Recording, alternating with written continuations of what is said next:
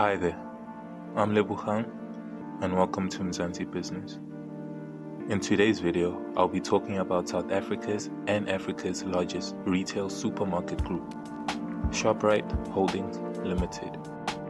It started out as just an 8-store grocery chain operating only within the Western Cape, to now having over 3,600 stores across 10 African countries, and causing some serious headaches for retailers such as Pick n Pay and Woolworths, with its continuous rapid expansion. So, join us as we uncover the story of this insanely massive South African retail giant. Okay, so this story starts with Checkers because it's a little older than Shoprite. It was founded in 1956 in Johannesburg by a man known as Norman Hurt Herber, after food retail supermarkets were becoming widely popular in the country. This company, though, would only start to experience massive success under a man known as Raymond Ackerman, and during the 60s he managed to expand it to about 80 stores. Raymond would later be fired from Checkers and would go on to acquire Pick n Pay in 1957. But that's a story for another video. Meanwhile, on the other side of the country, in the Western Cape, Bonnie Rugert and Basil Geller would start Shoprite in 1966. Its main focus was selling groceries and other essentials.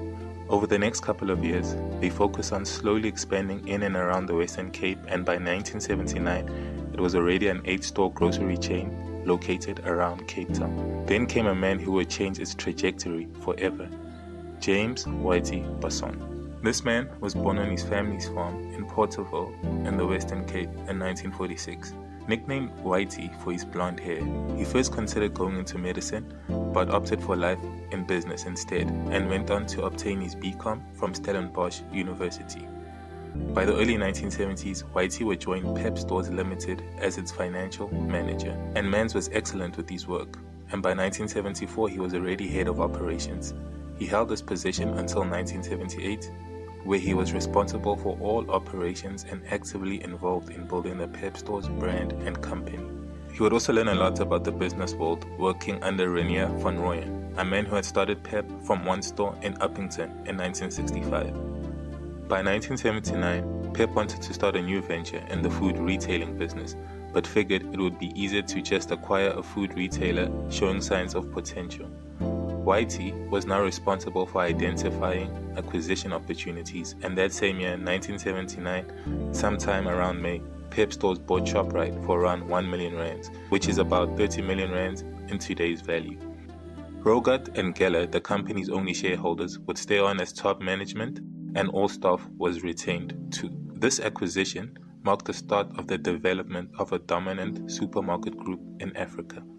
Whitey would focus his attention on getting to know Shoprite better, expanding it, and making it more successful. And by the 1980s, he decided that the company's vision should be to focus on the middle to lower class income market, and to supplement growth by acquiring promising supermarket groups. In 1981, Christo Weiss took over Pepco, and ultimately Shoprite. Whitey would now work under him, but he was still in charge of handling mergers and acquisitions. And by 1983, Shoprite expanded to its first location outside of the Western Cape by opening a store in the Northern Cape. By the end of that year, they had opened a total of 21 Shoprite outlets.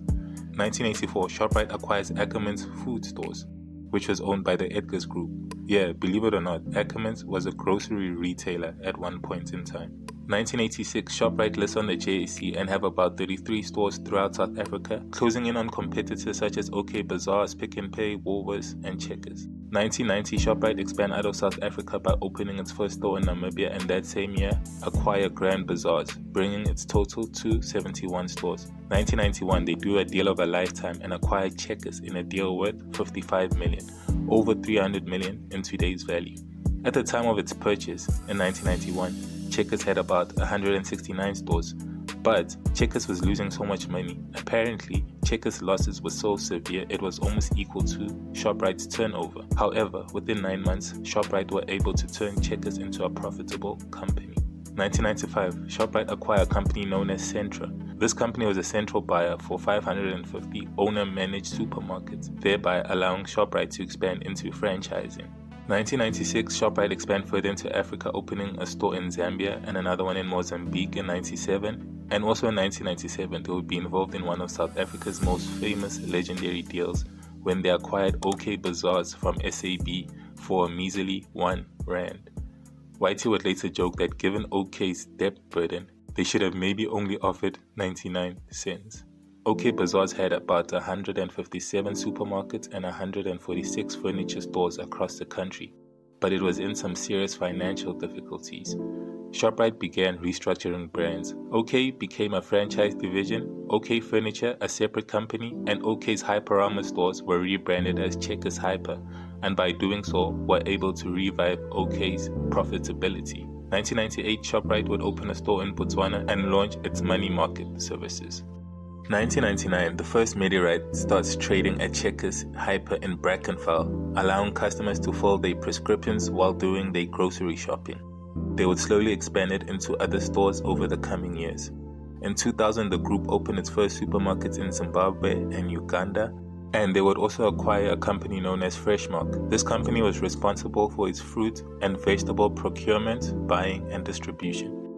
In 2001, they would launch USave, small format stores that offer a limited range of basic foods at low prices to lower income consumers.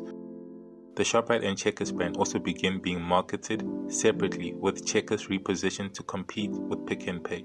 The company also expanded into Malawi and Egypt, but by 2006 they would have divested from Egypt due to retail restrictions.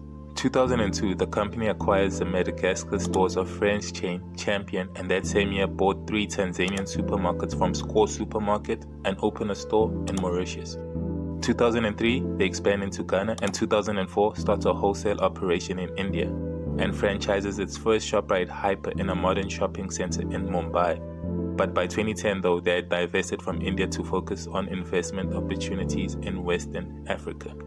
2005, the Shoprite group of companies acquires CompuTicket. CompuTicket had about 90 ticket distribution outlets at the time, which they could now be integrated with Checkers' own 500 stores, taking the service to a much broader base of consumers.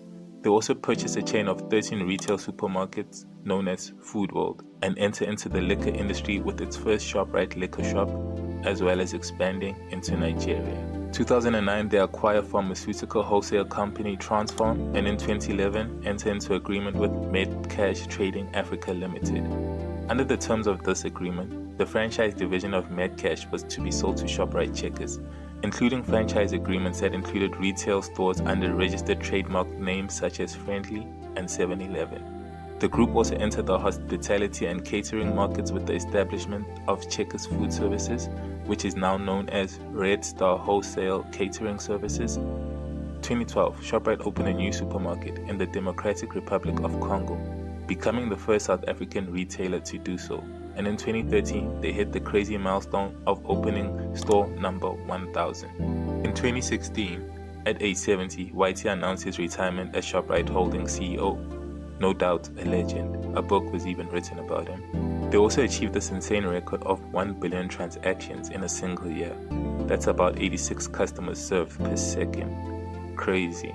2017, Checkers launched its Fresh X concept stores in selected stores. Fresh X was introduced by Checkers as a way for the company to gain market share among more affluent South African customers, or in other words, wanting to take more of Woolworth's market share. Shoprite would also own its own private college called Retail Varsity. I'm not sure when it first opened, but according to this 2018 report, the school supported over 7,000 learners. 2019, Shoprite launched its Shoprite Connect stores. Each store includes specialist tills for all those transactions that take a little longer in their actual stores. So things like money transfers, tickets for travel and events, and many more. Checkers also launched its loyalty rewards program that year. 2020, Shoprite launched a new money market account, pretty much offering the transactional capabilities of a full banking account. It would also release its loyalty rewards program, which in a week already had 1 million customers signed up. They do a partnership with Outsurance to offer a host of insurance-related product offerings and launched Checkers 60 at the most opportune time, mere months before South Africa was sent into a mandatory lockdown. Same year, Checkers would launch a new partnership with Starbucks, which will see the coffee house launch outlets in select supermarkets in the Fresh X section. and also launched their own retail media agency, Rainmaker Media. 2021, Shoprite Group launched its own mobile network operator, Connect Mobile, and trial a new concept, Checkers Rush, at one of its stores, an AI automated cashless no queue checkout. They also find innovative ways to reduce electricity usage by the installation of rooftop PV solar panels at about 19 of its stores. I'm sure Eskom was seeing this and were like, ish. They also launched new smaller format Checkers food stores aimed at neighborhoods. They launched their first standalone pharmacy, Mediarite Plus, in Cape Town, as well as an online liquor store. They also launched Little Me, a standalone baby store for the parent customers, and Pet Shop Science, giving pet owners access to pet advice and products at supermarket prices. The Shoprite Group unveiled a new premium range called Forage and Feast, endorsed by South Africa's first Michelin-starred chef, exclusive to Checkers and Checkers Hyper. And in late 2021, they announced they intend to acquire select business from Massmart Holdings Limited, including Cambridge Foods, Rhino Cash and Carry, and Mass Fresh, as well as obtaining the trademarks of the President Hyper outlets. 2022, they form a company called Pingo Delivery through a joint venture with logistics group RTT to handle all logistics for its Checkers 60 service. They also launched CredX, a platform which enables suppliers to obtain crucial working capital funding at the lowest industry rates, and launched the first Checkers Outdoor, a standalone outdoor store specializing in camping, braai accessories, and high-tech gadgets for nature enthusiasts. 2023, Shoprite launched a clothing brand, Unique, with a focus on providing customers with simple, comfortable, and quality clothing at affordable prices.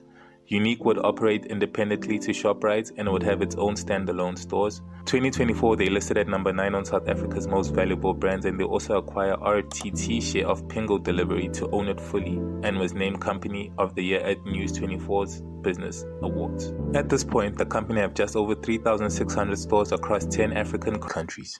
Pick n Pay, its nearest competitor, only has about 2,200 stores, and Checkers Shoprite is for sure a massive headache for them. It's crazy how an 8-store chain valued at 1 million rands has transitioned into a retail giant, making an estimated 10 billion rands in revenue approximately every 10 days, and worth over 180 billion in terms of market cap, with no signs of slowing down.